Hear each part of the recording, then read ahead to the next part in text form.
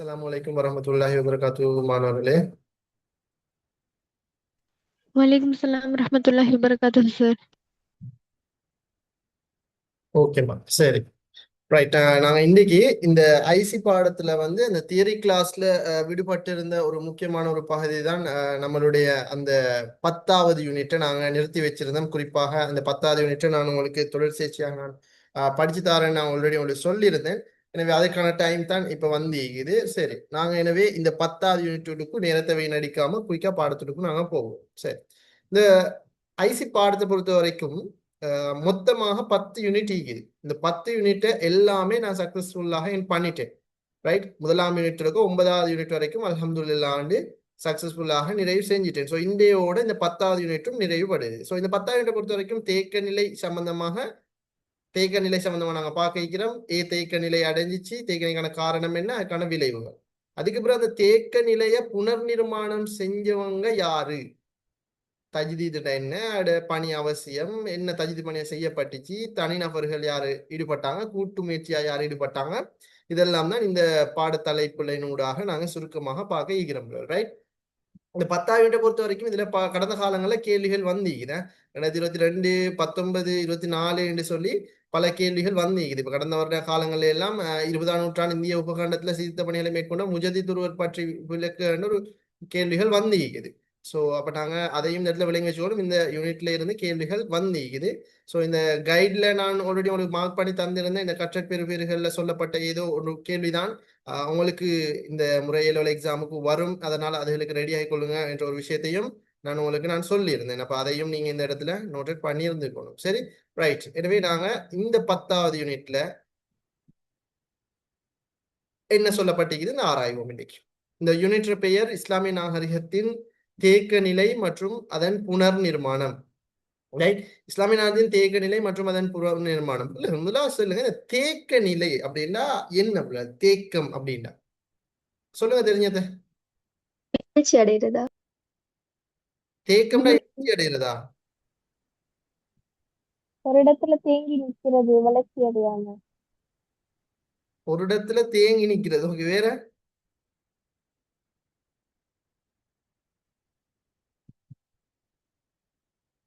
வேற என்ன? பெயரிலிருந்து கொஞ்ச நாள் நிக்கிறது. வேர்ல இருந்து கொஞ்ச நாள் இருக்கிறது. ஓகே, வேற? ரைட், தேக்க நிலை அப்படின்னா இப்ப நாங்க தண்ணி ஒரு இடத்துல ஊத்தினோம்னு சொன்னா அந்த தண்ணி டிரெக்டா போனா பிரச்சனை இல்லை. போகாம சில இடங்கள்ல பள்ளம் இருந்தா அந்த தண்ணி என்ன செய்யும்? போகாம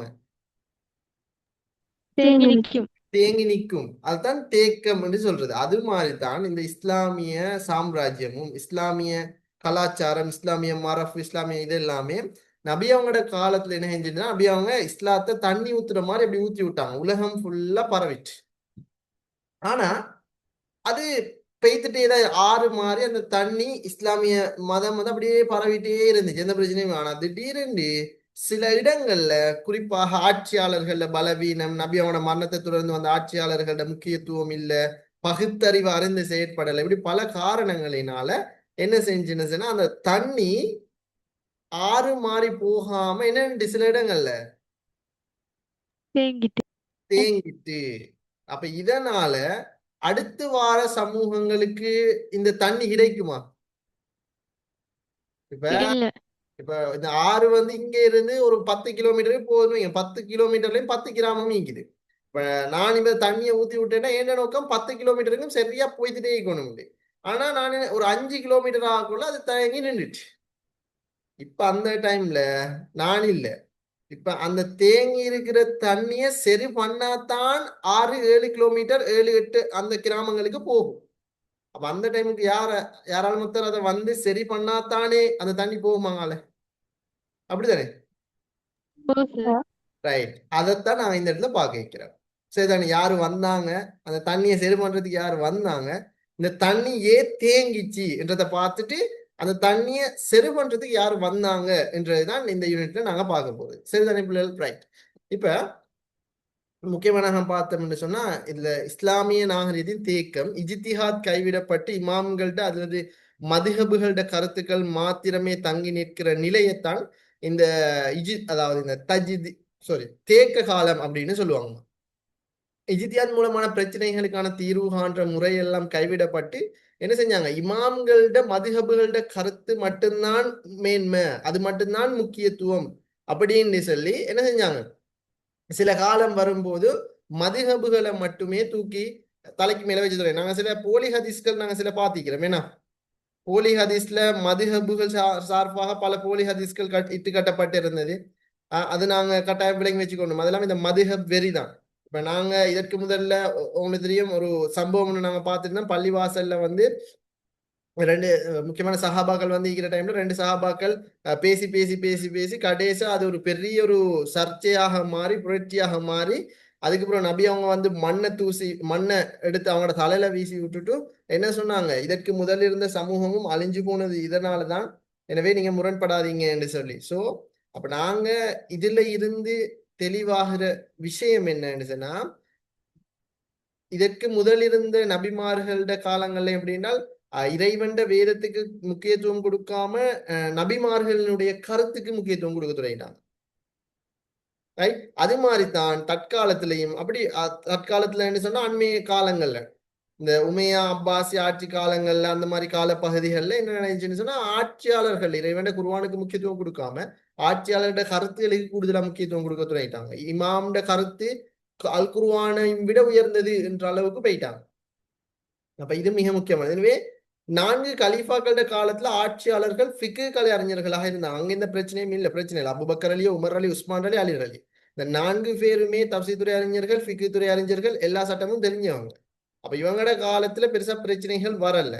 ஆனா அதற்கு பிறகுதான் என்ன நடந்துச்சுன்னு சொன்னா பல பிரச்சனை, குறிப்பா பாருங்க உமையா ஆட்சியில தான் உமையா ஆட்சியில வந்து சஹாபாக்கள் காலம் முடிஞ்சதுக்கு பிறகு வந்து அதிகமான ஆட்சியாளர்கள், குறிப்பா அப்துல் மலிக் பின் மர்வான், உமர் இப்னு அப்துல் அசீஸ் அவங்கள தவிர ஏனைய அனைத்து பேருமே ஃபிக்கு கலை அறிஞர்களாக இல்லாட்டியும் கூட முஜ்தஹிதுல அரவணைச்சு புதிய பிரச்சனைகளுக்கான தீர்வுகளை பெறுவதில் அவங்க கவனம் செலுத்தினாங்க. பிரச்சனை இல்லை உமையாக்கள் காலத்துல. ஆனா அப்பாசிய காலத்துல வீழ்ச்சி கட்டத்துல தான் இந்த தேக்க நிலைன்றது ஆரம்பிச்சுக்கிறது. குறிப்பாக ஆட்சியாளர்கள் ஃபிக்கு துறை அறிஞர்களை நாடியமை நிலை மாறி அறிஞர்களை நாடுற நிலைமை உருவாச்சு. மூத்தசிலா ஷியா கொள்கையெல்லாம் அப்பாசி ஆட்சி இறுதி கட்டமாகும் போது அவ்வளவு நல்ல வளர்ச்சி. ஏன்னா நான் சொல்லியிருந்தேன் மூத்தசிலா கொள்கை அரச கொள்கையை பிரகடனப்படுத்தின அப்பாசி ஆட்சியாளர் ஒருத்தர் இருக்கிறார். யாரு? மாமூன். மாமூன்.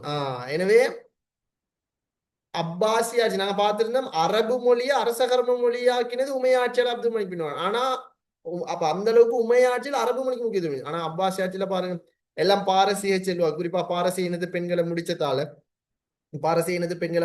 பாரசீகரோட துணையோட அப்பாசி ஆட்சிக்கு வந்ததால பாரசீக செல்வாக்கு மேலோங்கி இருந்துச்சு. ரைட், இதனால கலிஃபா பிறகு வந்த ஆட்சியாளர் குறிப்பா மௌமூன் எல்லாம் மூத்தசிலா கொள்கையில ஊறி போனவங்க. அப்ப என்ன செஞ்சாங்க, மூத்தசிலா கொள்கை அரச கொள்கையாக பிரகடனப்படுத்தினாங்க. அப்ப இந்த கொள்கையினுடைய வளர்ச்சி, அதே மாதிரி கிலாபத்துல ஏற்பட்ட பிளவு, அரபு மொழிக்கு வழங்கப்பட்ட முக்கியத்துவம் ஒட்டோவா குறைவடைஞ்சிட்டு 2ஆம் தரத்துக்கு அரபு மொழி தள்ளப்பட்டு, ஏன்னா பாரசீகத்துக்கு தனி முக்கியத்துவம் கொடுத்தாங்க. அது போதாதுக்கு இன்னொரு பக்கம் சிலுவை படையெடுப்பு, சிலுவை யுத்தம், இன்னொரு பக்கம் தாத்தாரியர் படையெடுப்பு, இன்னொரு பக்கம் சிற்றரசியல தோற்றம், கவாரிஜிகள், ஷியாக்கள், முதசிலா இப்படின்னு பல பக்கங்கள்ல இருந்தும் படையெடுப்புகள் வந்துருந்துச்சு. இப்படியான காலங்களாலதான் காரணிகளாலதான் இந்த அப்பாசிய காலத்துல வீழ்ச்சி வந்து அந்த வீழ்ச்சியினூடாக தேக்க நிலையையும் இஸ்லாமிய நாகரிகம் சந்தித்தது என்றத யாராலும் மறுக்க முடியாது என்றதை நாங்க தெளிவாக விளங்கி வச்சுக்கொள்ள வேணும் பிள்ளைகள். சோ அது மிக முக்கியமா இந்த மாதிரி ஒரு நிலைமை இருந்ததால தான் இப்படியான ஒரு அப்பாசி ஆட்சி வீழ்ச்சி அடைய போய்தான் என்ன நடந்துச்சுன்னு சொன்னா கற்பனைக்கு முக்கியத்துவம் கொடுத்தாங்க, மதுஹபுகள்ல தீவிரமான முக்கியத்துவ அதீத பற்றுகளை கொடுத்தாங்க, அல் குர்ஆன் சுன்னாவோட தொடர்பு இல்லாம போச்சு, தூர நோக்குடைய பார்வை இல்லாம போச்சு, பகுத்தறிவிட பயன்பாட்டை அறியாம போனாங்க, சிந்தனையிட தேக்கம் குளறுபடி இதெல்லாமே உருவாச்சு. ரைட், அதே மாதிரி நெருக்கமான உறவு தொடர்புகள் இல்லாம போயிடுச்சு, அறிஞர்களோட பங்களிப்புகளை தெரியாமலே போயிட்டாங்க, எல்லாத்துக்கும் ஷோர்ட்டா படிக்க தொடங்கிட்டாங்க. அப்ப ஷோர்ட்டா படிச்சா பிறகு வாரவங்க இப்ப விளக்கத்தை விளங்கி படிச்சு அதை ஷோர்ட்டாக்கி ஒருத்தர் படிச்சா அது வேற. ஆனா புதுசா ஒருத்தர் ஷோர்ட்டா இருக்கிறதே படிச்சா அவருக்கு என்ன விளக்கம்ன்றே தெரியாம போயிடுச்சு. ஸோ அப்படி ஒரு சுச்சுவேஷன் உருவாயிடுச்சு. அதே மாதிரி பிழையானதும் காலம் கடந்ததுமான கற்பித்தல் முறைகள் எல்லாமே கையாளப்பட்டுச்சு. இப்படி உங்களுக்கு தெரியுமா, இன்றைக்கு நம்ம நாட்டுல நான் யூனிவர்சிட்டியில் படிக்கிற டைம்ல இப்போ எங்களோட யூனிவர்சிட்டி இதில் வந்து அந்த இதெல்லாம் மாற்றிக்கிறாங்க சேஞ்சஸ், கற்பித்தல் முறை சேஞ்சஸ், அதுகள் எல்லாம் பாடப்பரப்புகளுக்கு வந்தீங்க எங்களுக்கு. எப்படி கற்பித்தல் முறை இருக்கணும், மாணவர்களுக்கு எப்படி படிச்சு கொடுக்கணும், எப்படி படிச்சு கொடுத்தா விலங்கு, மாணவர்கள் எதை விரும்புறாங்க, இப்படியான பல முறைகளை வந்து இப்ப எங்களுக்கு படிச்சு தராங்க. அது மாதிரி தான் இப்ப உங்களுக்கு நாங்க படிச்சு தரணும். ஏன்னா யூனிவர்சிட்டியில தானே சொல்லி தரது. ஸோ அப்ப ஒவ்வொரு இதுல நான் சொல்ல வர என்ன விஷயம் என்னன்னு சொன்னா, காலத்துக்கு ஏத்த மாதிரி எல்லாம் மாறணும். கல்வி முறையும் மாறணும், கற்பித்தல் முறையும் மாறணும், சூழல் சிச்சுவேஷன் எல்லாம் காலத்தோட சேர்ந்து மாற வேண்டும்ன்றதுதான் இதுல இருந்து தெளிவாகிற விஷயம். ஆனா அந்த காலத்துல அப்படி இல்லை. காலம் கடந்து பழைய கற்பித்தல் முறைகளை தான் ஃபாலோ பண்ணிட்டு இருந்தாங்க. ஸோ அதுகள் எல்லாம் முக்கியமான ஒரு காரணம் தான் தேக்க நிலைக்கு. எனவே இந்த தேக்க நிலைக்கான காரணிகளை அரசியல், சமய, சமூக, பொருளாதார காரணிகள் பிரிச்சு பார்க்கலாம். இப்ப அரசியல் காரணிகளை இந்த இடத்துல நீங்க தெளிவா விளங்கி வச்சுக்கணும். இஸ்லாமிய நாகரிகத்தின் தேக்க நிலைக்கான காரணிகளை ஆராய்கண்டா 10 மார்க்ஸ் இருந்தா கட்டாயம் 8 பாயிண்ட்ஸ் எழுதிக்கணும். ஆனா நம்மட புள்ளல் என்ன செய்யற, கொண்டு போய் என்ன செய்யற, அரசியல் காரணியை மட்டும் எழுதி வச்சிரு. இஸ்லாமிய நாகரிகத்தின் தேக்க நிலைக்கான காரணிகளை ஆராய்கண்டா அந்த நாளையும் சேர்த்து தான் எழுதணும். அரசியல்ல 2 அழினா, பொருளாதாரத்துல 2 ஈக்கணும், சமூக ரீதியா 2 அழினா, கலாச்சார ரீதியா 2 ஈக்கணும். அப்ப எல்லாம் கலந்துதான் நாங்க 8 எழுதணும்.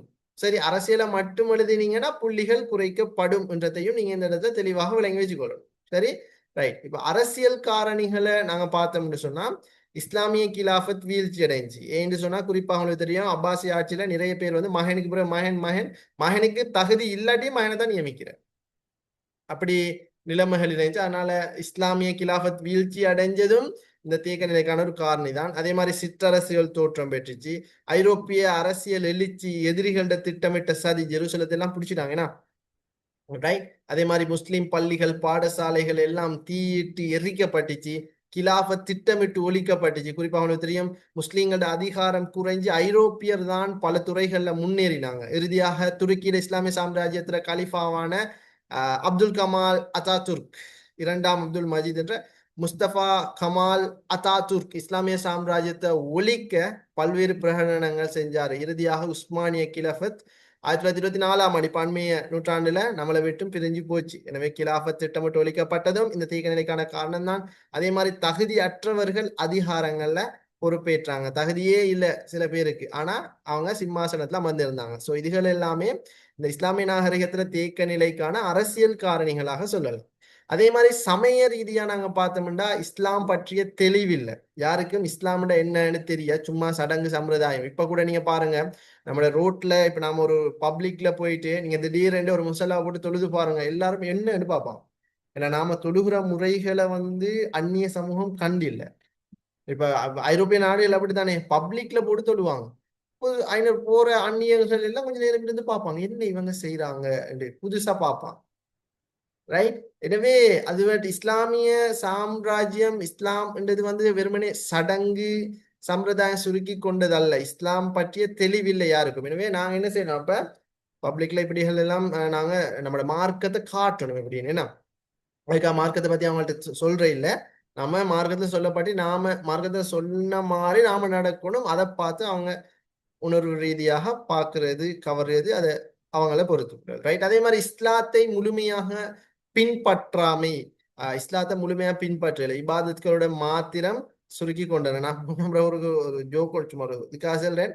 ஏன்னா கொழும்பு சைடுக்கு போனா சிலவங்க தலையில தொப்பி, ஆனா தொழில் திருட்டு.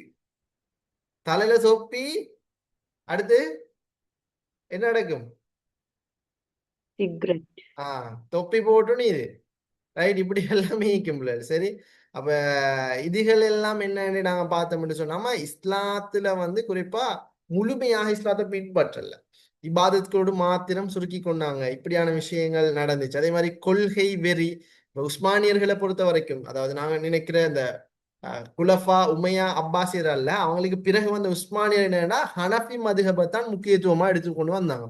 ஹனஃபி மதுஹப் தான் எங்கட சட்டம், அல் குர்ஆனுக்கும் மேலால கொண்டு வந்து வச்சுட்டாங்க இந்த ஹனஃபி மதுஹப். ரைட். அப்ப இதெல்லாம் பெரிய பிரச்சனைகள் ஆயிடுச்சு. அதே மாதிரி உலக இன்பங்கள்ல மூழ்கினாங்க.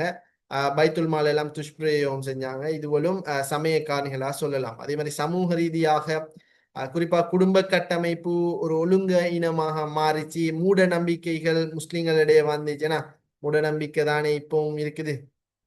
இப்ப பாருங்க, சில சந்தர்ப்பங்கள் எப்படின்னு சொன்னா, சவுதி அரேபியாவுக்கு உம்ரா செய்ய போறவங்க கௌபாவை ஆப் செய்யணும் தானே. அப்ப அந்த டைமுக்கு என்ன செய்யறாங்க, வெளிநாட்டுல இருந்து வாரவங்க தாயத்தை கட்டின்னு வராங்க. இப்படி இப்படி ஒரு தாயத்து, இந்த தாயத்தீக்கும் கையில ஒரு தாயத்தீக்கும் இப்படி.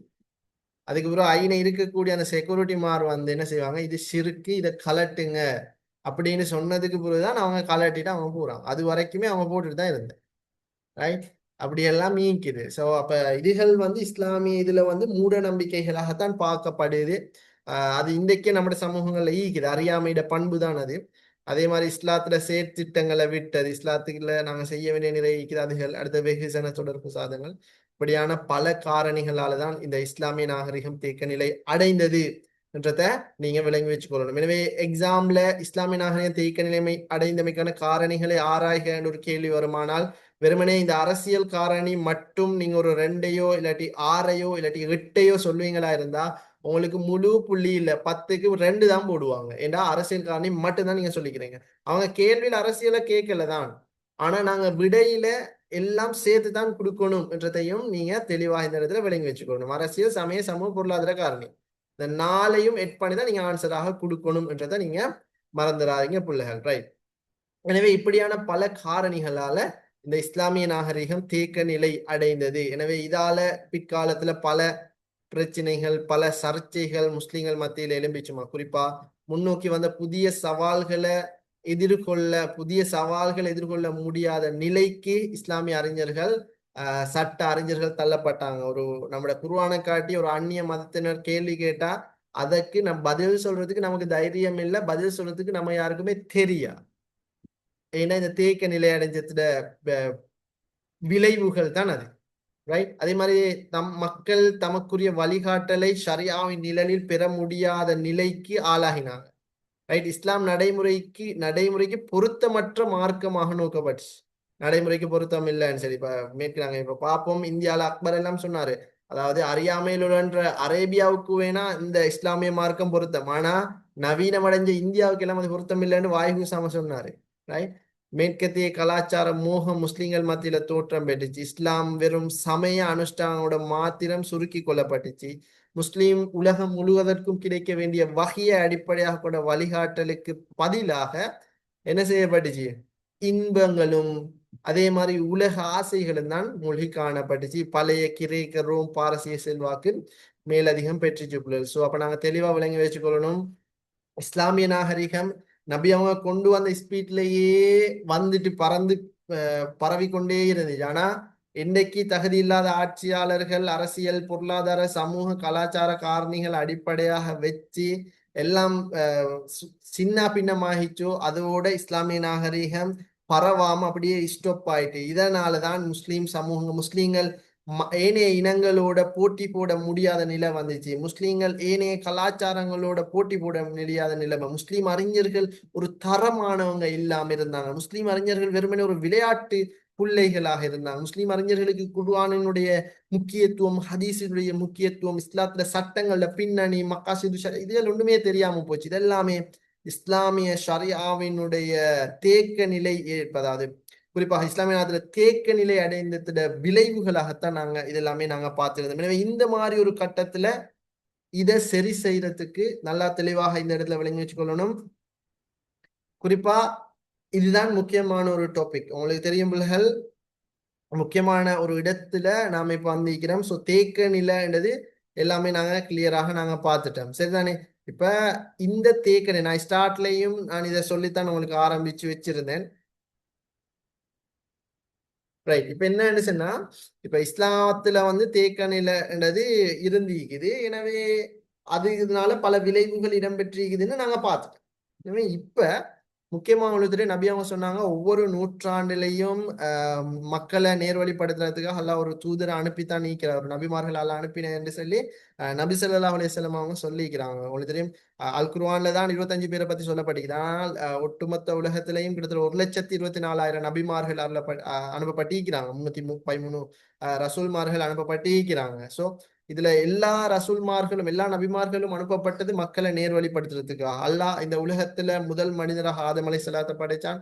அதுக்கு பிறகு மக்களை ஆதம் அலைஹிஸ்ஸலாம் நேர்வழிப்படுத்தினாங்க. அதுக்கு பிறகு அவங்களோட காலம் முடிஞ்சு அதுக்கு பிறகு மக்களை நேர்வழிப்படுத்துறதுக்காக மக்கள் அல்லாஹ்வை மறந்தாங்க. அதுக்கு பிறகு அல்லாஹ்வை நினைவு கூறுவதற்காக அல்லாஹ் நூஹ் அலைஹிஸ்ஸலாத்தை அனுப்பினான். எனவே நூஹ் அலைஹிஸ்ஸலாம் மிச்சம் கஷ்டப்பட்டாங்க அல்லாஹ்வை நினைவு கூறுவதற்கு, அந்த மக்களை நேர்வழிப்படுத்துறதுக்கு. ஆனா 950 வருடங்கள் கஷ்டப்பட்டும் கூட ஒரு 70-80 பேர் தான் இஸ்லாத்தை ஏற்றாங்க. ஸோ அப்படியான ஒரு நிலைமை இருந்துச்சு. அதுக்கு பிறகு அல்லாஹ் காலத்துக்கு காலம் ஒரு தூதர்கள் அனுப்பினான். இப்ராஹிம் அலைஹிஸ்ஸலாத்தை அனுப்பினான். ஆனாலும் மக்கள் மீண்டும் இப்ராஹிம் அலைஹிஸ்ஸலாத்துக்கு பிறகு மக்கள் மீண்டும் அல்லாஹ்வை மறந்தாங்க. அதுக்கு பிறகு அல்லாஹ் மூசா அலைஹிஸ்ஸலாத்தை அனுப்பினான். ஆனால் மக்கள் என்ன செஞ்சாங்க, மூசா அலைஹிஸ்ஸலாத்தோட ஆரம்பத்துல மூசா அலைஹிஸ்ஸலாம் கேட்டதை இது பண்ணிட்டு, ஆனா மூசா அலைஹிஸ்ஸலாம் அந்த நைல் நதி ரெண்டாக பிரிஞ்சு அதுல இருந்து பிறவுன்ட்ட இருந்து அந்த மக்களை காப்பாத்தி அங்கால கொண்டு போனதுக்கு பிறகு கூட அவங்களோட அந்த புத்தி கேட்ட தனம் எப்படின்னு சொன்னா, அவ்வளவு பெரிய கொடியவன் ஃபிரௌன்ட்ட இருந்து மூசா அலைஹிஸ்ஸலாம் காப்பாத்தி கொண்டு வந்தாலும் கூட அந்த நைல் நதியை கடந்ததுக்கு பிறகு ஃபிரௌனுடைய படை அடிச்சு போனதுக்கு பிறகு அவங்களுக்கு ஒரு தைரியம் வந்து ஃபிரௌனினை அடிமைப்படுத்த நமக்கு எந்த ஒரு தனும் இல்லைன்ற அந்த நம்பிக்கை வந்துட்டு, அதுக்கு பிறகு அவங்க என்ன தெரியுமா செஞ்சாங்க, அந்த கரையில அந்த மூசா அலைஹிஸ்ஸலாம் அந்த நைல் நதியை கடந்து வந்த டைம்ல அந்த கரையில சிலைகளை மக்கள் வணங்கிட்டு இருந்தாங்க. அதுக்கு பிறகு மூசா அலைஹிஸ்ஸலாத்துட்டு அந்த மக்கள் பார்த்து கேட்டாங்க, இவங்களை இந்த சிலைகள் எங்களுக்கு வணங்கிடுமா அப்படின்னு சொல்லி கேட்டாங்க. அந்த அளவுக்கு அவங்களுடைய அந்த புத்தி இதாக இருந்துச்சு. எனவே மீண்டும் அல்லாஹ்வை மறந்தாங்க. மூசா அலைஹிஸ்ஸலாத்துடைய இந்த பனு இஸ்ரவேலர்களுக்கு கொடுக்கப்பட்ட அற்புதம் மாறி வேற எந்த சமூகத்துக்கும் கொடுக்கப்படலை. அப்படி அற்புதங்கள் கொடுக்கப்பட்டும் அல்லாஹ்வை அந்த மக்கள் வந்து மறுத்தாங்க, நிராகரிச்சாங்க. அதுக்கு பிறகு மூசா அலைஹிஸ்ஸலாம் காலம் முடிஞ்சு அதுக்கு பிறகு அவங்களுக்கு ஒரு நீதியான ஒரு ஆட்சியாளர் தேவைப்பட்டாங்க. எனவே தாவூத் அலைஹிஸ்ஸலாம் அனுப்பப்பட்டாங்க, நேர்வழிப்படுத்தினாங்க. ஆனாலும் திரும்பவும் மீண்டும் மக்கள் அல்லாஹ்வை மறந்தாங்க. அதுக்கு பிறகு ஈசா அலைஹிஸ்ஸலாத்தை அல்லாஹ் அனுப்பினான். எனவே அதையும் மக்கள் மறுத்தாங்க. கடைசா ஈசா அலைஹிஸ்ஸலாத்தை கொல்ற அளவுக்கு இந்த முஸ்லிம் அந்த மக்கள் மாறினாங்க. எனவே இதன் தொடராகத்தான் இறுதியாக ஒட்டுமொத்த உலகத்துக்குமான ஒரு நபியாக தூதராக அல்லாஹ் இந்த முகமது நபியை அனுப்புகிறான். எனவே இந்த முகமது நபிக்கு பிறகு இந்த உலகத்துல முஸ்லீம்கள் அல்லாஹ்வை மறந்தால் மீண்டும் ஒரு தூதரை அனுப்ப மாட்டான். அதனாலதான் நபி அவங்க சொன்னாங்க என்னென்றால், எங்களுக்கு பிறகு ஒரு நபி வர மாட்டாரு. இந்த மாதிரி ஒரு சந்தர்ப்பத்துல இந்த இஸ்லாத்தை பூரணப்படுத்துறதுக்காக, இஸ்லாத்தை புனர் நிர்மாணம் செய்ய வார குரஃபாக்களுக்காக நான் பிரார்த்தனை செய்கிறேன், அல்லாஹ்வின் அருள் கிடையட்டும் சொல்லி நபி அவங்க துவா செஞ்சாங்க. எனவே நபி அவங்களுக்கு பிறகு இன்னொரு நபி வரமாட்டாரு.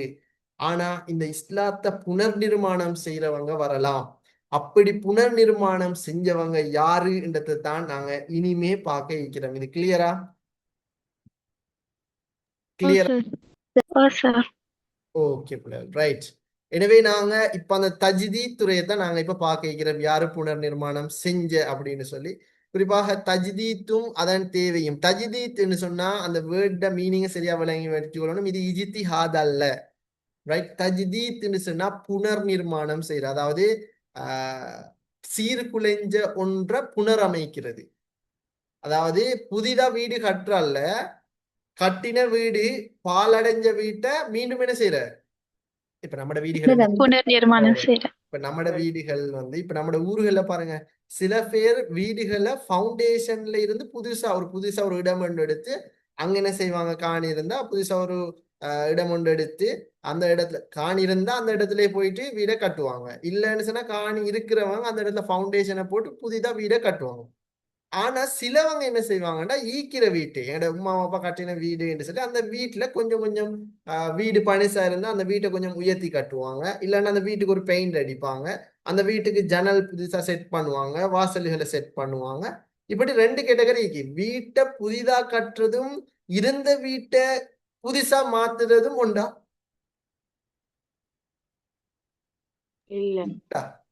இல்ல. இல்ல. தென் அப்ப தஜ்தீத் பண்ணிண்டா வீட்டை புதிதா கட்டுறதா இல்ல இருந்த வீட்டை அழகா மாத்துறதா? புதுப்பிக்கிறது. இருந்த வீட்டை அழகா மாத்துறது. அதுதான் இந்த தஜ்தீத் துறைன்னு சொல்லுவாங்க. எனவே சீர்குலைஞ்ச இந்த இஸ்லாமிய நாகரிகம் இப்ப என்ன செய்யப்பட்டிருக்கு, தேக்க நிலை அடைஞ்சிக்குது. எனவே அதை புனரமைக்கிற அந்த வேலைக்கு தான் சொல்லுவாங்க தஜ்தீத் அப்படின்னு சொல்லி, ரைட்?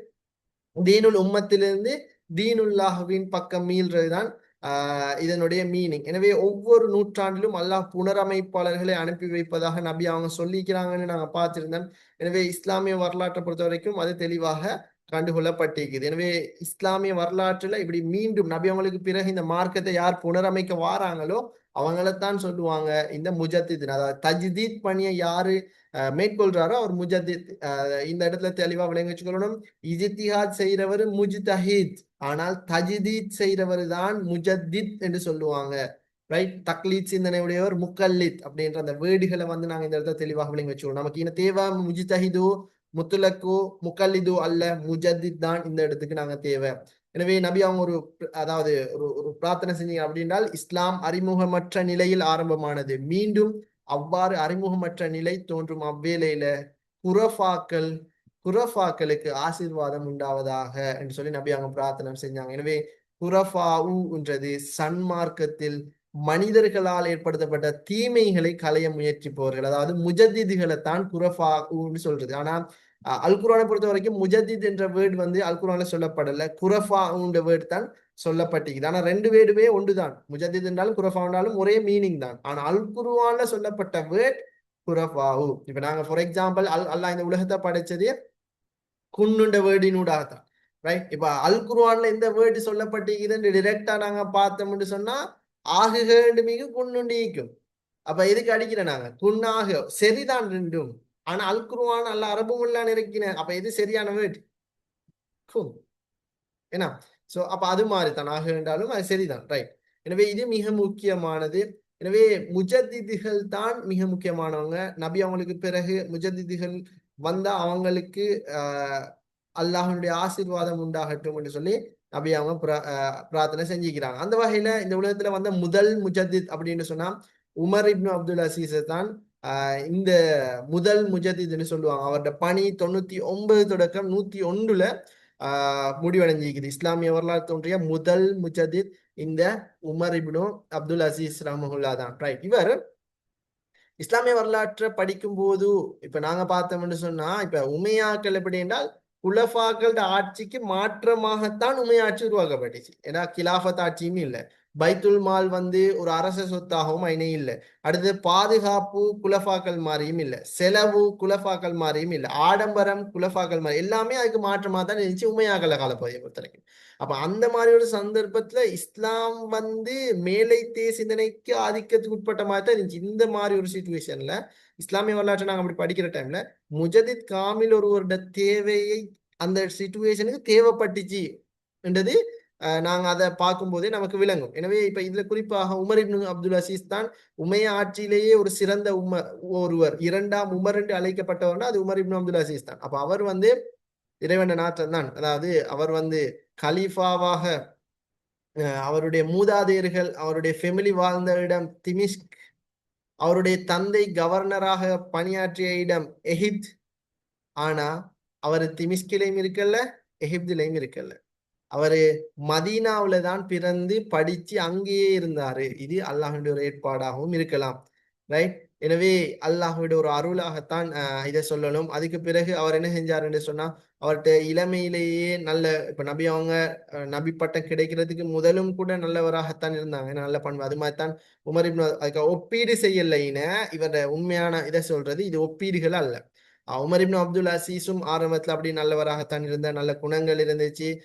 அப்ப அவர் என்ன செஞ்சாருன்னா அதுக்கு பிறகு சொல்றாரு, நான் ஒரு நோய்க்கு பரிகாரம் காண முயற்சிக்கிறேன், அல்லாஹ் மட்டுமே அதற்கு உதவ முடியும். என்ன சொன்னா அவர் பார்த்தாரு, இந்த சமூகம் இப்படி கெட்டு போகுது. எப்படி ஜாஹிலியா காலத்துல மக்கள் இருந்தாங்களோ சும்மா சும்மா எல்லாம் பொய் சொல்றாங்க, அடுத்து களவெடுக்கிறாங்க, விபச்சாரம் செய்யறாங்க, வட்டி எடுக்கிறாங்க, சூது கொலை, இதெல்லாமே மீண்டும் இஸ்லாமிய சமூகத்துக்கு வர ஆரம்பிச்சு. அப்ப இந்த மாதிரி ஒரு சந்தர்ப்பத்துல இவர் அதை பார்த்துட்டு இவருக்கு பொறுக்கலாம் சகிக்கலாம், இதை இல்லாமல் ஆக்கணும் என்று சொல்லி அதுக்காக இல்லாமல் ஆக்கணும் என்று நினைச்சு தான் அவர் சொன்னாரு, நான் ஒரு சமூக நோய்க்கு பரிகாரம் காண முயற்சிக்கிறேன், அல்லாஹ் மட்டுமே அதுக்கு உதவ முடியும் என்று சொல்லி அவரு சொன்னாரு. ரைட்.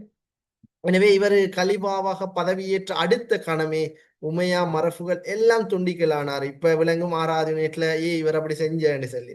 ரைட். இவர் வந்த உடனே உமையா ஆட்சியை தூக்கி வீசிட்டு கிலாஃபத் ஆட்சியை கொண்டு வந்தாரு. மெய் பாதுகாவலர் எனக்கு தேவையில்லை போங்கன்றாரு, எனக்கு தனியா மாளிகை தேவையில்லை அதுவும் வேணாமன்ட்டாரு, பணியாளர் வேணாமன்ட்டாரு, வாகனம் தேவையில்லான்ட்டாரு. எல்லாம் தேவையில்லைன்ட்டார். எனவே அவர் சொன்னது என்னென்றால் தானும் மற்றவர்களை போல ஒரு சாதாரண மனிதன் தான் என்று சொல்லி சாதாரணமாக அவரு வாழ ஆரம்பிச்சாரு. அப்ப அதை நாங்க தெளிவாக விளங்கி வச்சுக்கணும். அவர் கலீஃபாவாக பதவியேற்றவுடன் அபுபக்கர் அலி அவங்க எப்படி கலீஃபாவாக பதவியேற்ற டைம்ல ஒரு உரை ஆற்றினாரோ அதே ஒத்த ஒரு உரையாகத்தான் இந்த உமர் இப்னு அப்துல் அசீஸ் ஆற்றிய உரையும் இருந்துச்சு. குறிப்பாக அவர உரைக்கும் அபுபக்கர் அலிற உரைக்கும் உமர் இப்னு அப்துல் அசீஸ் உரைக்கும் கடுகளவு தான் டிஃப்ரெண்ட். மாதிரி ரெண்டும் ஒரே மாதிரி இருக்கும், கொஞ்சம் கொஞ்சம் டிஃப்ரெண்ட் தான். ரைட், பாருங்க, அவர் கிலாஃபத் ஆட்சியை நபிசல்லா அவர்கள் காலத்தை போன்றும் 4 கலீஃபாக்கள் ஆட்சியை போன்றும் கொண்டு வர முயற்சிக்கிறேன். நான் நல்லது செஞ்சா எனக்கு நீங்க கட்டுப்படுங்க, நான் நல்லது செய்யலைன்னா என்ன நீங்க பதவி நீக்கிடுங்க. பதவி நீக்க எனக்கு விருப்பமாக இருந்தா, நீங்க பதவி நீக்கணுமாக இருந்தா சொல்லுங்க, நான் இப்போதே அடுத்த கலீஃபா ஒருத்தர் தகுதியான ஒருத்தரை நான் தெரிவு செஞ்சு வச்சிருக்கிறேன், அவரை நீங்க தெரிவு செஞ்சீங்க. அவரோட பேர் தான் வலீத் பின் அப்துல் மலிக் காலத்துல இந்தியாவை நோக்கி படையெடுத்து போனவர் யாரு?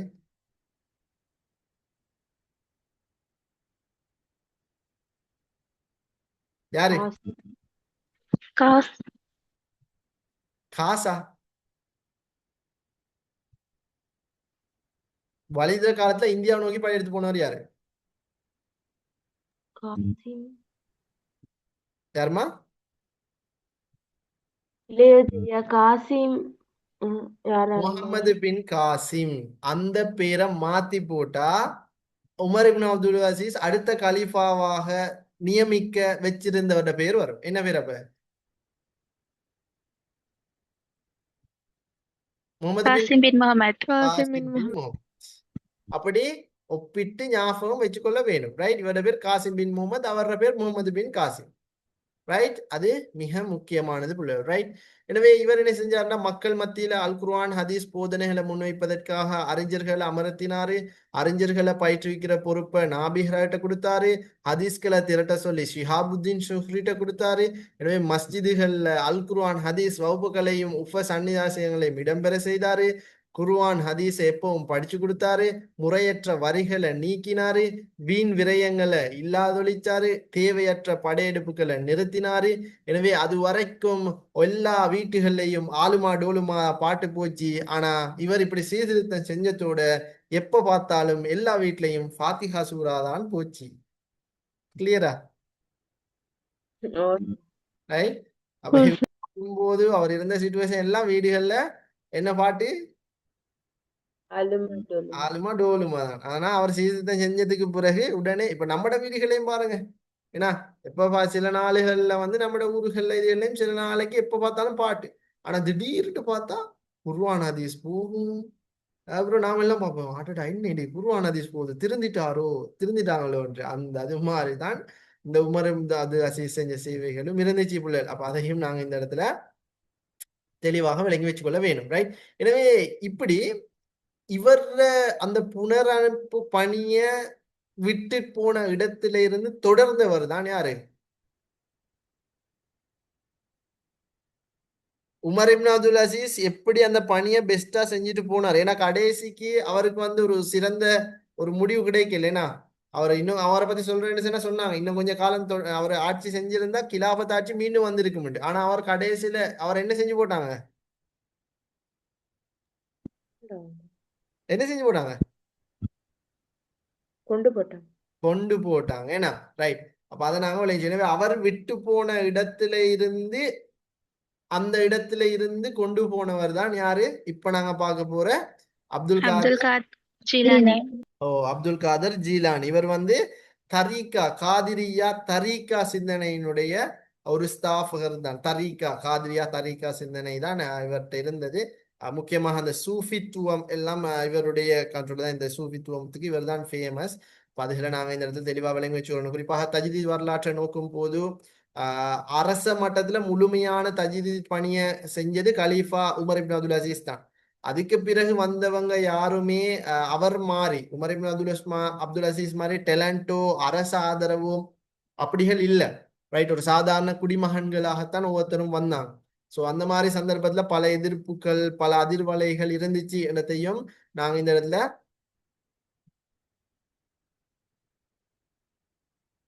தெளிவாக விளங்கி வச்சுக்கொள்ள வேணும் பிள்ளைகள். சரி, எனவே இது மிக முக்கியமானது. எனவே இப்படி உமர் இப்னு அப்துல் அசீஸ் விட்டு போன இடத்தை தான் அப்துல் காதர் ஜிலானி தொடர்ந்து போனாரு என்றதையும் நாங்க நோட் பண்ணிக்கொள்ளணும்.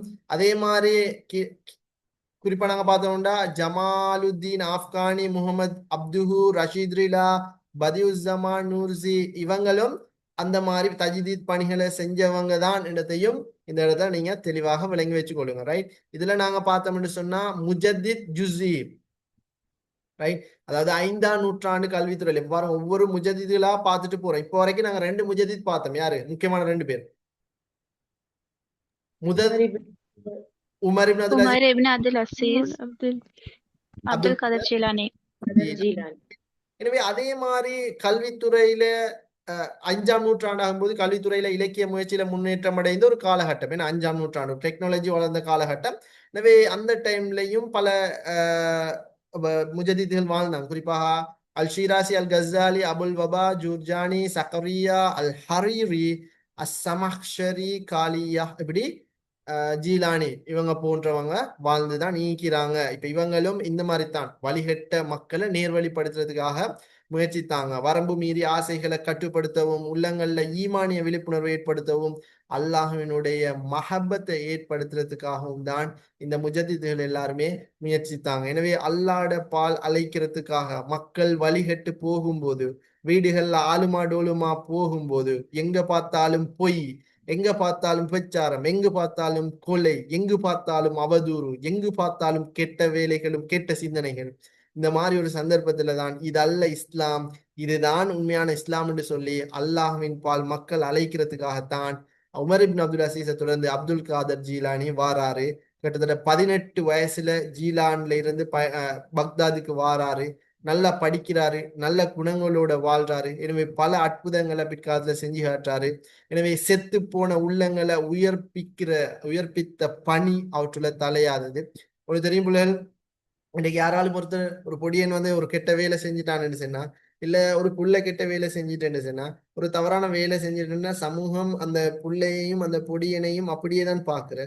ஆனா அந்த பொடியன் வந்து தப்பான வேலை செஞ்சுட்டு, அந்த புள்ள வந்து தப்பான வேலை செஞ்சுட்டு இன்னொரு 3-4 வருஷத்துக்கு பிறகு நாகரிகமா ஒரு கவர்மெண்ட் ஜாப்போட நல்லா படிச்சு நல்ல ரெஸ்பெக்டா குர்ஆன் ஹதீஸை ஓதி வருகுது. இப்ப நாம எல்லாம் செய்யற வேலை என்ன தெரியுமா?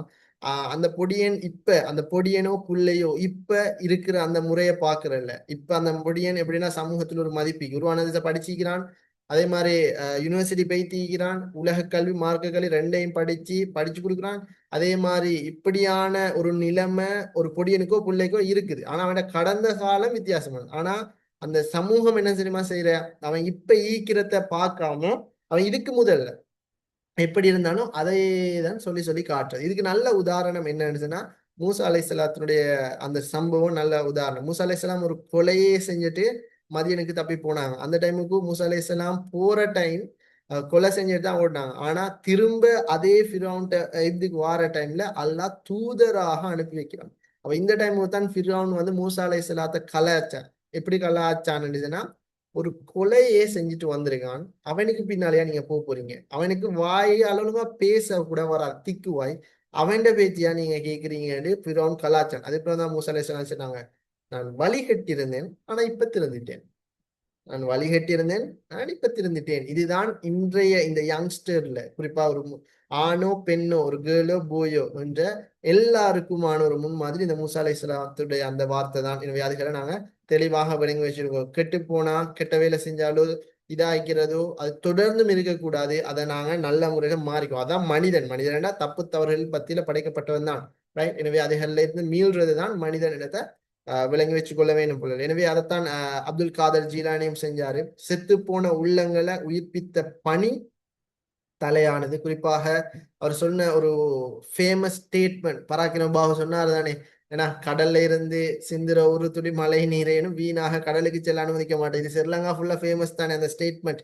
அது மாதிரி அப்துல் காதர் ஜீலானி சொன்ன அந்த ஸ்டேட்மெண்ட்டும் வேர்ல்டு ஃபேமஸ் ஆன ஒரு ஸ்டேட்மெண்ட். இந்த இஸ்லாமிய சாம்ராஜ்யம் குறிப்பாக புயல் மக்களே, இழந்து போன பகுதியை உயர்த்தி கட்டுவோம், வீழ்ந்த பகுதியை தூக்கி நிறுத்துவோம். இது தனி முயற்சியால் நிறைவு பெறும் செயற்பாடல்ல. சூரியனே சந்திரனே பகலே அனைவரும் வாருங்கள், அப்படின்னு ஒட்டுமொத்த உலகுக்கும் அவர் அழைப்பு கொடுத்தார். இது அவருடைய ஃபேமஸ் ஸ்டேட்மெண்ட். எக்ஸாம்ல கேட்டு வரும், சூரியனே சந்திரனே பகலை அனைவரும் வாருங்கள் என்று சொல்லி இஸ்லாமிய சாம்ராஜ்யத்தை புனர் நிர்மாணம் செய்ய அழைப்பு விடுத்தவர் யாருன்னு கேட்டா அத நீங்க அப்துல் காதர் ஜீலானி எழுத தெரிஞ்சிருக்கணும். அந்த ஸ்டேட்மெண்ட்ல ஃபெஸ்ட் கேட்பாங்களா கடைசி கேட்பாங்களான்னு தெரியாது. பெரும்பாலும் ஃபெஸ்ட் கேட்கிற லைனை தான் கேட்பாங்க. புவிவாழ் மக்களே வாருங்கள், இழந்து போன பகுதி வைத்து கட்டுவோம் என குறிப்பிட்ட முஜத்தித் யாருண்டு அந்த ஃபெஸ்ட்ல இருக்கிற லைனை சொல்லித்தான் கேள்விகளை கேட்பாங்க. இதான் ஒரு கொமனான தியரி. அப்படி கேட்டா அப்துல் காதர் ஜீலானியா அடிக்க தெரிஞ்சுக்கணும். ரைட். எனவே அது மிக முக்கியமானது. குறிப்பாக அவர் சொன்னது என்னென்றால், அல்லாஹ் ரோஷமிக்கவன், தனக்கு மட்டுமே அடிமைப்பட்டு வாழ வேண்டும் என விரும்புகிறான். ஏன்னா அடுத்த சும்மா அந்த சிலைகள் வணக்கம் எல்லாம் இஸ்லாத்துல இல்லை. எனவே இப்படி அப்துல் காதர் ஜீலானி முஸ்லீம் சமூகத்தை நேர்வழிப்படுத்தி முஸ்லீம் சமூகத்துக்கு ஒரு சிறந்த பணியை செஞ்சுட்டு போனாரு. எனவே ஷரியத்தை துறந்த தரீக்காவை இந்த அப்துல் காதர் ஜீலானி சீரமைச்சாரு. எனவே இவரும் ஒரு சிறந்த ஒரு முஜத்தித் தான். எனவே இவர் எப்படி தரீக்கா சிந்தனையை சீரமைச்சாரோ அதே மாதிரி இன்னொரு பக்கம் கிரேக்க சிந்தனையால தாக்குப்பட்டிருந்த முஸ்லீம்களை இன்னொருத்தரும் சமகாலத்துல திருத்தி கொண்டு வந்தாரு. அது யாரு?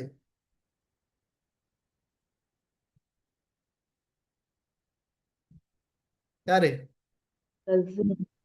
இமாம் கஸாலி. இவரும் அப்ப என்ன செஞ்ச? கெட்டு போன சமூகத்தை திருத்தி அப்ப இணைகிற எல்லா முஜத்திதுகளும் செஞ்சதுதான். கெட்டு போன சமூகத்தை அப்படியே திருத்தி எடுத்து அதை உமர் இப்னு அப்துல் அசீஸ் சிறப்பா செஞ்சுட்டாரு. கெட்ட மனுஷனை திருத்தி எடுத்துட்டாரு. அப்துல் காதிர் ஜீலானியும் கெட்டாக்களை திருத்தி எடுத்துட்டாங்க. இப்ப இமாம் கஸாலியும் கெட்டு போனவங்களாம் திருத்தி எடுக்க வந்திருக்கிறார். ரைட். இவர் ஹிஜ்ரி 5ஆம் நூற்றாண்டுல தான் இவரும் வந்திருந்தார். குறிப்பா இவருடைய காலகட்டம் எப்படின்னு சொன்னா கிரேக்க காலம். இப்ப மாமூண்ட காலத்துல உங்களுக்கு தெரியும், அந்த பைத்துல் ஹிக்மால எல்லாம் ஏனைய நூல்கள் எல்லாம் மொழிபெயர்க்கிற பணி சிறப்பாக இருந்துட்டு வந்துச்சு. இந்த மாதிரி ஒரு சந்தர்ப்பத்துல கிரேக்க நூல்களை மொழிபெயர்த்தாங்க. மொழிபெயர்த்தால மக்கள் என்ன தெரியுமா, கிரேக்க நூல்களை படிச்சு படிச்சு படிச்சு படிச்சு அழிக்கிற கலைகளையும் அழிக்கிற மூட நம்பிக்கைகளையும் நம்ம தொடங்கினார். அப்ப கிரேக்க தத்துவம் கிரேக்க முறைகள் இதெல்லாமே ஊறி போக ஆரம்பிச்சு மக்கள் மத்தியில. ரைட். அப்ப இந்த கிரேக்க சிந்தனையிலிருந்து மக்களை விடுவிக்கிறதுக்காக இமாம் அபுல் ஹசன் அல் அஷரி போன்றவங்க முயற்சித்தாங்க. ஆனா அது முழுமையாக பயனளிக்க இல்லை. ஓரளவு பயனளிச்சதான், ஆனா முழுமையாக அது பயணிக்கல. அப்ப இந்த மாதிரி ஒரு சந்தர்ப்பத்துல கஸாலி ஒரு பிளான் ஒன்று போட்டார். இவர் கொஞ்சம் ஒரு எப்படின்னா அந்த வெரி ஷார்ப் மைண்ட். ரைட். இவர் என்ன செஞ்சாரு, நாங்க திடீரென்று இது கிரேக்க சிந்தனை பிழை, இது பொய் அப்படின்னு சொன்னா அங்க இருக்கிறவங்க கொல்லி போட்டுருவாங்க. ஏன்னா இதுக்கு முதல்ல தெரியும், மௌமூன் அஹ்மது இப்னு ஹன்பல் என்ன செஞ்சாரு, கையை கீழே வச்சு பெரிய யானையே நடக்க விடுவாரு, கைக்கு அடிச்ச அடி. ஏன்னா அப்ப அப்படிகள் நடந்தது இவருக்கு தெரியும். அப்ப இவரும் இப்ப முஸ்லீம் சமூகத்தை திருத்த போனா என்ன நடக்கும்? அடிதான் விழும். ரைட். அப்ப அதை என்ன செஞ்சாருன்னா புத்திசாலித்தனமா இவர் கொஞ்சம் செயற்பட்டார். முதலாவது இவங்க இப்ப செல்வாக்கு உட்பட்டிருக்கிறது கிரேக்க சிந்தனையால. அப்ப இவர் என்ன செஞ்சார், புத்தி சாதுரியமாக செயற்பட்டு ஒரு வெஸ்டுக்கு ஒரு நூல் ஒன்றை வெளியிட்டார். அந்த நூல் தான் தஹாபத்துல் பலாசிபா. அந்த நூல் என்ன தெரியுமா, கிரேக்க தத்துவத்துல இருக்கிற குறமட்டும், கிரேக்க தத்துவத்துல என்னெல்லாம் பிழைகள் ஈக்குதோ அந்த பிழைய மட்டும் குறிப்பிட்டு ஒரு நூலை வெளியிட்டார். இது ஒன்று. திரும்ப இன்னொரு முறை இன்னொரு நூலை, 2ஆம் முறை இன்னொரு நூலை வெளியிட்டார். அந்த நூல் தான் முன்கில் மினல் அலாத். அந்த நூல் என்ன தெரியுமா சொல்லுது, தஹாபத்துல் பலாசிபால குறைகள், கிரேக்க தத்துவத்துல குறைகளை சொல்லிட்டு அந்த குறைகள் மட்டும்தான் சொல்லப்படுகிறது. அந்த குறையிலிருந்து எப்படி வெளியாகிற, அந்த பிழையில இருந்து எப்படி விடுபடுற என்ற விடயங்கள் எல்லாத்தையுமே முன்கில் மினலாத் என்ற அந்த நூல்ல சொல்லியிருக்கிறார். ரைட். அதுக்கு பிறகு இறுதியாக மக்களை நேர்வழிப்படுத்துறதுக்காக இஹ்யா உலுமுத்தீன் என்ற ஒரு நூலையும் எழுதினார். மொத்தம் 3 நூல். அப்ப என்ன செய்வாங்கடா, வெஸ்டுக்கு அந்த சமூகத்தை இருக்கிறவங்க தஹாபத்துல் பலாசிபா படிப்பாங்க. படிச்ச உடனே விளங்கும், கிரேக்க தத்துவத்தை இவ்வளவு குறைக்குதா அப்படின்னு. அப்ப அவர் என்ன செய்வாரு, பாகம் 1 போட்டு பாகம் 2 அடுத்த நூலுக்கு போட்டிப்பா. அப்ப இதை படிக்கிறவர், தஹாபத்துல் பலாசிபாவை படிக்கிறவர் நிச்சயம் முன்கித் மினல்லாத்தையும் படிப்பாரு. அதை படிக்கிறவர் கட்டாயம் இஹ்யா உலுமுதீனை படிக்கிறார். ஏன்னா அவர் அதை தொடராத்தான் அந்த நூல் எழுதி வச்சுக்கிறார். அப்ப இவர் யார்கிட்டையும் போய் நீ செய்யறது தவறு, இது பிழைன்னு வாயால மக்களை திருத்தல. எப்படி திருத்திக்கிறாரு? புத்தி சாதுரியமா எழுத்திரமுள்ள நூல்களை வெளி ஓர்டருக்கு திருத்திக்கிறாரு. என்னென்ன நூல் ஓர்டருக்கு சொல்லுங்க. தஹாபத்துல் பலாசிபா, பலாசிபா, முன்கித் மினல் லாலால், முல்கிமிலாத், இஹ்யா உலூமுத்தீன். இஹ்யாவுல் உலூமுத்தீன். அவன் இந்த 3 நூலும் ஓர்டருக்கு தான். பாகம் 1, பாகம் 2, பாகம் 3ன்ற மாதிரி. குறைகளை சுட்டி காட்டுறதுக்கு ஒரு நூல், அந்த குறையிலேருந்து வெளியாகிறதுக்கு ஒரு நூல், அதுக்கப்புறம் நேர் வழியை பெறறதுக்கு ஒரு நூல் உண்டு. பாருங்க எவ்வளவு புத்திசாலியம். இந்த வேலை உமர் இப்னு அப்துல் அசீஸ் காலத்துல கூட நடக்கல. காதர் ஜீலானி கூட செய்யல. இப்ப நாங்க அடுத்த பார்க்க போற மௌலானா மௌதூதியோ, இலியாஸ் ரஹ்மத்துல்லாஹோ, ஹசனுல் பன்னாவோ யாரும் செய்யல. இதை இவர் எப்படித்தான் செஞ்சார்? ஏன்னா அந்த ஒரு புத்தி சாதுரியமாக செயற்பட்டு கிரேக்க சிந்தனையிலிருந்து முஸ்லீம் சமூகத்தை விடுவிச்ச பெருமை இவரைத்தான் சாரும் என்றத நீங்க இந்த இடத்துல மறந்துட கூடாது பிள்ளைகள். சரி, எனவே இது முக்கியமான. எனவே கிரேக்க தத்துவ செல்வாக்கில் பிடியிலிருந்தும் மூத்தசிலா சிந்தனை பிடியிலிருந்தும் முஸ்லீம் படித்த முஸ்லீம் சமூகத்தை விடுவிச்ச பெருமை ஒன்லி யாருக்கு சேரும்? இமாம் கஸ்ஸாலி. இமாம் கஸ்ஸாலிக்கு தான் சேரும். எனவே முஸ்லீம் சமூக கெட்டுப்போன சமூகத்தை உமர் இப்னு அப்துல் அசீஸும் திருத்திட்டாரு. அதே மாதிரி இன்னொரு பகுதியில கெட்டுப்போன சமூகத்தை அப்துல் காதர் ஜீலானியும் திருத்திட்டார். அதே மாதிரி கிரேக்க தத்துவத்தால கெட்டுப்போன சமூகத்தை இமாம் கஸ்ஸாலியும் திருத்திட்டார். அதே இதோட மற்றும் முற்று பேர்ல இன்னும் உலகத்துல எவ்வளவு நாடுகள் இருக்குது, ஆங்காங்க எல்லா இடத்துலயும் முஸ்லீம் சமூகம் கெட்டு போச்சு. அந்த மாதிரி சந்தர்ப்பத்துல இந்தியா போன்ற நாடுகள்ல கெட்டுப்போன முஸ்லீம் சமூகத்தை திருத்த வந்தவர் தான் யாரு? ஷேக் அஹமது ஜிர்ஹிந்தி. ரைட். இப்ப இதை நாங்க பார்த்தோம்னு சொன்னா தாத்தாரியர படையெடுப்பால இந்தியா கொஞ்சம் தூரத்துல தானே இருந்தது. அதனால தாத்தாரியர படையெடுப்பால முஸ்லீம் உலக அழிஞ்சாலும் கூட இந்தியா அதுல இருந்து பாதுகாக்கப்பட்டுச்சு. அந்த டைம்ல இந்தியா முகலாயர் ஆட்சி. முகலாயர் ஆட்சி தான் இந்தியாவில இருந்த. குறிப்பா அந்த டைம்ல அக்பர் என்ற ஒரு ஷியா, அவர் ஷியா மூத்தசில இந்த கொள்கைக்குள்ள இருந்தவங்க தான் நான் சொல்றேன். பெரும்பாலும் அந்த முகலாயர்ல பெரும்பாலும் அப்படியானவங்க தான் இருந்தது. குறிப்பாக உங்களுக்கு தெரியும்,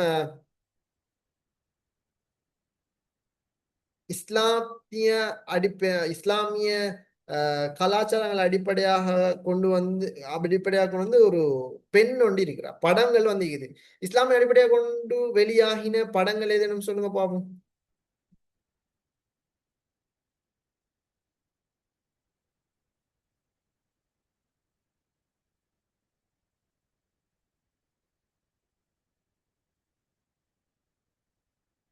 அண்மையில ஒரு படம் ஒன்று வெளியாக இருந்துச்சு.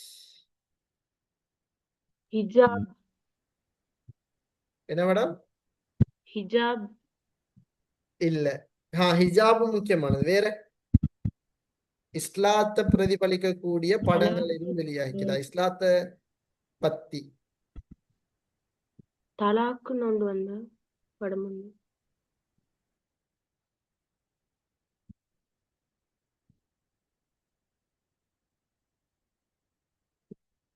தெரிஞ்சது சொல்லுங்க, பரவாயில்ல.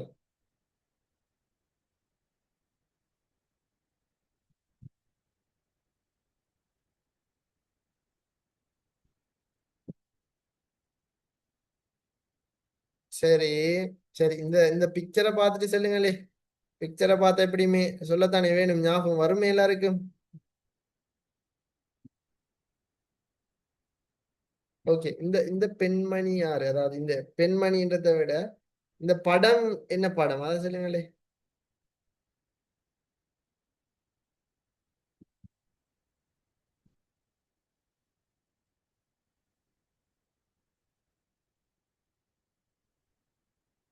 இப்ப சொல்லுங்க. சீதாராம். ஆ ஞாபகம் வந்துட்டா? ஓ, அதுல என்ன சீதாராம். பாட்டு? சீதாராமன் சொன்ன அந்த படத்துல இந்த பெண்ட கதாபாத்திரம் அந்த பேர் என்ன? நூர்ஜஹான். நூர்ஜஹான். அது நீங்க நினைக்கிறீங்களா அது ஒரு கற்பனை கதை? இல்ல இல்ல, உண்மை கதை. உண்மை கதை. ஆனா அந்த படத்துல கொஞ்சம் வித்தியாசமான முறையில தான் அந்த பெண் கதாபாத்திரத்தை காட்டிக்கிறாங்க. ஏன்னா அந்த உண்மை கதையில இருந்து வெளியே போய் கொஞ்சம் கற்பனைகளை கலந்த என்ற அந்த ஒரு இதுவும் அதுல இருக்குது. சரி, இதுல பிள்ளைகள் உண்மையிலே அந்த நூர்ஜஹான் ஒரு கதாபாத்திரம் முகலாயர் ஆட்சியில இருந்தது. அப்ப அந்த பெண் இந்த குறிப்பா இந்த முகலாய ஆட்சியில வந்த அக்பர், அடுத்தது பாபர் அசாமல் பரவாயில்ல முஸ்லிம் ஆட்சியை உருவாக்கினது அக்பர், ஜவஹர் என்று சொல்லி பல ஆட்சியாளர்கள் இருக்கிறாங்க. இந்த ஆட்சியாளர்கள்ல ஒரு மனைவிதான் இந்த நூர்ஜஹான்னு சொல்றாங்க. எனவே அந்த நூர்ஜஹான் வந்து ஷியா அப்படின்ற ஒரு கருத்துக்களும் அதுல இருக்குது. ஆதாரபூர்வமான கருத்துக்களை விட அப்படியான கருத்துக்களும் இருக்குதுன்றதை நீங்க இந்த இடத்துல தெளிவாக விளங்கி வச்சுக்கொள்ளணும் பிள்ளைகள். சரி, அதாவது அவங்க வந்து அந்த முகலாய பரம்பரை தான் அவங்க என்றத நீங்க இந்த இடத்துல கட்டாயம் நோட் பண்ணி கொள்ளணுமா. சரி, ரைட். எனவே இதுல நாங்க பார்த்தோம்னு சொன்னா இப்ப இந்த இந்தியாவில வந்து முகலாய ஆட்சியில முக்கியமான ஒருத்தராக இருந்தவர் இந்த மாமன்னர் அக்பர். இந்த மாமன்னர் அக்பர் எப்படின்னு சொன்னா இஸ்லாமிய சாம்ராஜ்யத்தை எல்லாம் இணைச்சு குறிப்பா இந்தியால தீனே இலாஹி என்று சொல்லக்கூடிய ஒரு புதிய மார்க்கத்தை உருவாக்கினார். இது மார்க்கம் என்று சொன்னா மார்க்கம் அல்ல, அது அவர் கொண்டு வந்த ஒரு அரசியல் தந்திரம் தான். நரை தந்திரம் என்ற மாதிரி ஒரு அரசியல் தந்திரம். எப்படின்னு சொன்னா அவர் தான் சொன்ன வாய்குசாம, இது ஒரு ஃபேமஸ் ஸ்டேட்மெண்ட். இஸ்லாம் அறியாமையில் உள்ள அரேபியாவுக்கு வேணா அது பொருத்தம், ஆனா இந்தியா போன்ற நாகரிகம் படைத்த நாட்டுக்கு பொருத்தம் இல்லைன்னு வாய்குசாம சொன்ன ஒரே ஆள் இந்த அக்பர் தான். பேர் வேணா முஸ்லீம் பேர் மாறிக்கும், ஆனா அவர் செஞ்ச வேலை எப்படி தெரியுமா? லா இலாஹ இல்லல்லா அக்பர் கலிபத்துல்லான்னு சொல்லணும்னு அதை சொன்னாரு. ரைட். அதே மாதிரி அவருக்கு எல்லாருமே நாங்க சுஜூது செய்யணும் இறைவனுக்கு மட்டும்தான். ஆனா அவர் என்ன தெரியுமா சொன்னாரு? சுஜூது எனக்கும் செய்யணும் அப்படின்னு சொல்லி அவருக்கு சுஜூது செய்யணும் என்ற அந்த முறையைத்தான் என்ன அழைப்பாங்க? சஜிதா தஹியான்னு சொல்லி. அதே மாதிரி எல்லாம் மது, சூது, வட்டி இதெல்லாம் பலதரமான தடை செய்யப்பட்டுச்சு. வட்டி, சூது, மது எல்லாம் ஹலால், அதெல்லாம் அங்கீகரிக்கப்பட்டது. ரைட். எல்லாரும் மன்னனுக்கு என்ன செய்யணும்? சுஜூது செய்யணும். எளிமையா சொல்றேன்டா, காலில் விழுந்து கும்பிடுறது நம்மளோட கலாச்சாரத்துல இருக்குதா? இல்ல. இல்ல. நாம தான் அஜீஸா பாக்குறோம். ஆனா அவர் என்ன செஞ்சாரு? அதை கட்டாயமாக்கினாரு. காலில் விழுந்து கும்பிடணும் அப்படின்ற மாதிரி என்ன செஞ்சாரு? அதுக்கு பேர் ஒண்ணும் கொண்டு அழைச்சாதான் சஜிதா தஹியா. சஜிதா தஹியா என்ன முறை அறிமுகப்படுத்தியவர்னு கேட்டு வரும். ஆட்சி அடிச்சு தெரிஞ்சுக்கணும். ரைட். அது வட்டி, சூது, மது எல்லாம் ஹலால். நோன்பு, ஹஜ் போன்ற வணக்கங்கள் எல்லாத்தையும் அவமதிச்சாரு. கவிஞர்களையும் அதை கிண்டல் செஞ்சு பாடினாங்க. அரபு மொழி, ஹதீஸ், ஃபிக்கு, கலை எல்லாம் புறக்கணிக்கப்பட்டுச்சு. எனவே எல்லாத்தையும் செஞ்சாரு. இந்த மாதிரி ஒரு மோசமான ஒரு நிலைமை ஈக்கிற ஒரு காலகட்டத்துல தான் அகமது சிறுகிந்தி என்ன செஞ்சாங்கன்னு சொன்னா அகமது சிறுகிந்தி போயிட்டு இந்த மாமன்னர் அக்பர்ட்ட போய் சொன்னாரு, நீங்க செய்யறது தவறு மன்னா, நீங்க செய்யறது முற்றுமுழுதான் தவறு. எனவே இதுல இருந்து இந்த சமூகத்தை பாதுகாக்கணும் மட்டும்தான் சொன்னாரு. அப்படியே கொண்டு போய் சிறுகிந்தியை கொண்டு போய் ஜெயில போட்டாரு.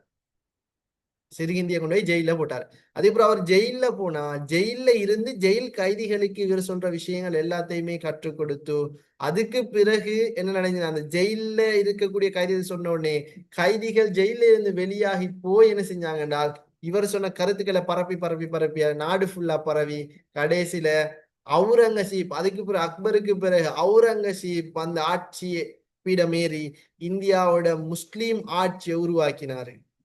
அப்ப இதுக்கு காரணம் சிறுகிந்தி அவர்கள்ட்ட போராட்டத்தில் விளையுதான். அவரு அக்பர்ட்ட போயிட்டு சண்டை பிடிச்சு போராடினாரு. ஜெயில போய் கைதியாக இருந்த டைம்ல கைதிகளுக்கு படிச்சு கொடுத்தாரு. அந்த கைதிகள் வெளியாகி போற டைம்ல மக்களுக்கு படிச்சு கொடுத்தாங்க. அந்த மக்கள் மன்னர்களுக்கு படிச்சு கொடுக்க ஆரம்பிச்சாங்க. அதுக்கு பிறகு மாமன்னர் அக்பர் பெய்தத்துக்கு போனதுக்கு பிறகு இந்த அவுரங்கசீப் வந்து இஸ்லாமிய இந்தியாவோட முதல் முஸ்லீம் ஆட்சியை உருவாக்கினார். அப்ப இது சிறுகிந்தி அவர்களோட போராட்டத்தின் விளைவாக தான் வந்துச்சு. இதனாலதான் அண்மை நூற்றாண்டை பொறுத்த வரைக்கும் பெஸ்டானவர் யாருன்னு பார்த்தா இந்த சிறுகிந்தியை தான் பெஸ்டானவர்னு சொல்லுவாங்க. அதனாலதான் அவருக்கு பேர் கொண்டு அழைக்கிறாங்க. என்ன பேர்? முஜத்தித் அல் பசானி என்று சொல்லி அவர் அழைக்கிறாங்க. அப்ப அதையும் நீங்க இந்த இடத்துல தெளிவாக விளங்கி வச்சுக்கொள்ளணும். எனவே ஷேக் அகமது சிறுகிந்தி முக்கியமானவர். அதே மாதிரி முகமது இப்னு அப்துல் வஹாப் உண்மையான இவரை வந்திருக்கிறார். அப்ப நிச்சயமா இங்கேயும் முஸ்லீம்கள் கெட்டு போய் தான் நிர்ணயிப்பாங்க. அப்ப உண்மையான முஸ்லீம்கள் இன்றி மஸ்ஜிதுகள் பள்ளிக்கும் பெரிய பெரிய பள்ளி மாளிகைகள் மாய்க்கும், ஆனா தொழுறதுக்கு யாரும் இல்லை. அது மாதிரிதான் இவர் இருந்த காலகட்டத்திலையும் இருந்துச்சு.